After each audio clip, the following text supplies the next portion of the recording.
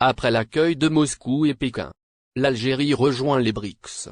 De larges espoirs et rêves à tous les niveaux vécus par le peuple algérien après l'adhésion de l'Algérie à l'organisation BRICS, qui est le nom abrégé des premières lettres de la langue latine qui composent les noms des pays à la croissance économique la plus rapide au monde, qui sont le Brésil, la Russie, l'Inde, la Chine et l'Afrique du Sud, puis l'Algérie est devenue l'un de ces pays majeurs et économiquement grands, d'où les attentes des Algériens que l'Algérie est à la veille d'une nouvelle phase de prospérité économique et commerciale et d'investissement, entraînée de grands gains à tous les niveaux. Le journaliste algérien, Amin Eddar, s'exprime en disant: l'un des gains les plus importants de l'adhésion de l'Algérie au groupe BRICS est de gagner de nouveaux investissements, d'assurer le développement de son économie et de la protéger des divers changements qui se produisent sur le marché mondial, et que l'Algérie, en rejoignant le groupe, peut signer d'importantes transactions dans le domaine de l'investissement après la montée du dinar algérien. Certains de ceux qui connaissent les tenants et les aboutissants du marché d'échange et des devises estiment que la valeur du dinar algérien va augmenter de façon spectaculaire pour l'équivalent de 9 dinars contre $1, au lieu de 21 dinars sur le marché parallèle actuellement. Et parce que la situation géographique de l'Algérie est stratégique par rapport à la Chine et son projet prometteur dans sa partie liée au continent africain, la route de la soie, et étant donné que la Chine est un pays économiquement fort au sein du bloc BRIC, l'adhésion de l'Algérie est d'une grande importance à la Chine et au reste des pays du bloc. Aussi, parmi les gains de l'Algérie après son adhésion au groupe BRICS, qui comprend les plus grandes économies du monde, avec environ 25% de l'économie mondiale et un volume financier supérieur à 11 000 milliards de dollars, selon les estimations, contribuera à renforcer davantage sa diplomatie et son armée et le développement politique, ainsi que l'aspect économique qui va s'épanouir. Et que parmi les gains que l'Algérie récoltera, il y a une garantie de protection pour elle contre les sanctions que les régimes occidentaux pourraient lui imposer, étant donné que le groupe a deux de ses plus grands alliés traditionnels qui jouissent du droit de veto, à savoir la Russie et la Chine. Abderrahmane Boutalja, enseignant, chercheur et consultant en médias et communications, qui s'intéresse aux affaires nationales et internationales, poursuit en disant: le groupe BRICS est l'incubateur naturel de l'Algérie sur les plans politiques et économiques, et il ne fait aucun doute que l'Algérie a exprimé sa volonté d'adhérer à l'organisation BRICS, à travers le discours du président de la République aux médias, et l'expression de la Chine et de la Russie, les deux pays les plus importants de l'organisation, pour leur soutien à l'adhésion de l'Algérie à l'organisation, vient à la lumière des transformations géopolitiques majeures auxquelles le monde assiste, qui sont les plus importantes depuis la dissolution de l'Union soviétique.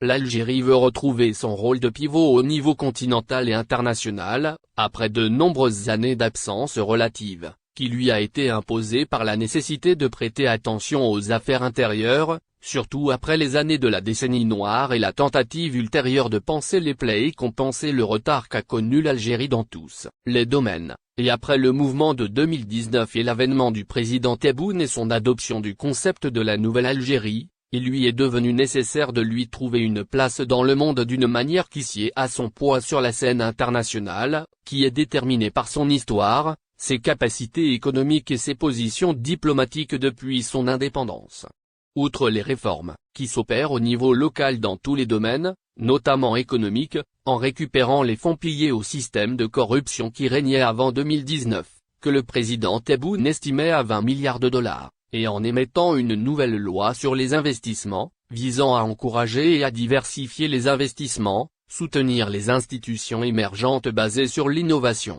scientifique et technologique, en essayant de diversifier leurs partenaires et en augmentant les investissements dans les sources d'énergie qui en exportent des types. Ils auraient dû trouver une alliance économique qui aide à développer leur économie, à travers des relations économiques et commerciales mutuellement bénéfiques et une alliance politique qui soutient leur position au niveau régional et international, et ont trouvé dans l'organisation BRICS l'alliance appropriée pour plusieurs considérations, notamment historiquement, puisque l'Algérie figurait parmi les pays importants de l'organisation des non-alignés, à laquelle appartenaient la plupart des pays constitutifs du BRICS, d'une part, et d'autre part, elle était la plus proche du camp de l'Est dirigé par l'Union soviétique, surtout dans les années 60 et 70, et il a souvent eu des positions. Ils sont proches des pays de l'organisation dans diverses questions qui ont émergé dans le monde, à titre d'exemple de la question palestinienne, où l'Occident est considéré comme plus biaisé envers Israël, contrairement aux pays de l'organisation BRICS, et les positions de la Russie et de la Chine ont toujours été les plus proches de la position algérienne, économique, comme l'économie algérienne émergente est plus proche dans sa philosophie des pays de l'organisation BRICS que des pays de l'Europe et l'Amérique. Par exemple, outre le fait que les pays BRICS peuvent trouver dans le potentiel, notamment énergétique, de l'Algérie une ressource importante.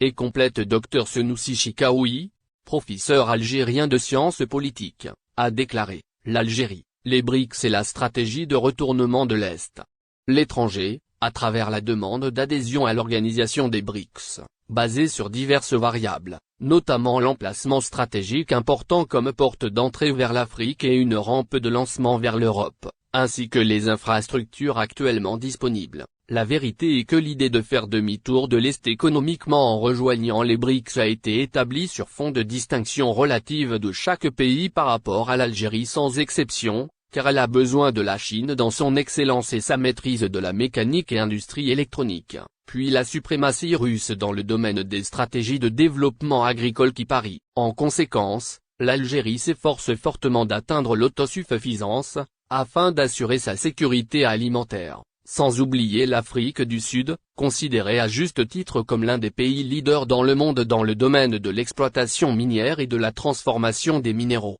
ce qui qualifie l'Algérie pour bien gérer son stock de diverses ressources naturelles grâce à l'expérience de l'Afrique du Sud, tandis que l'Inde est créditée de son expérience dans l'industrie pharmaceutique et les industries technologiques. Peut-être parmi les gains stratégiques que l'Algérie obtiendra après son adhésion à l'organisation BRICS sont les suivants. Renforcement du partenariat économique, qui crée une sorte d'équilibre à la lumière du nouveau système financier mondial, qui réduit la dépendance vis-à-vis de certaines parties telles que l'Union européenne et autres puissances internationales. Le repositionnement vital et stratégique de l'Algérie, comme une nécessité urgente à la lumière du travail que traverse le monde, pour former de nouveaux pôles dont les caractéristiques ne sont pas encore claires. S'adapter aux mutations du marché mondial de l'énergie, notamment après l'embargo imposé sur le gaz et le pétrole russe. Surtout, il convient de noter le problème de la continuité de ce partenariat après avoir accepté d'adhérer en activant des stratégies capables de pousser la force de ce processus, ce qui ne laisse aucun doute sur le fait qu'il s'agit de mesures pour faire face à des défis immédiats et temporaires qui s'estompent rapidement face aux exigences des relations stratégiques avec l'Union européenne, et la tentative de cette dernière de maintenir sur les équilibres précédents. Tout dépend de la volonté politique du décideur en Algérie, et de la mesure de sa croyance dans les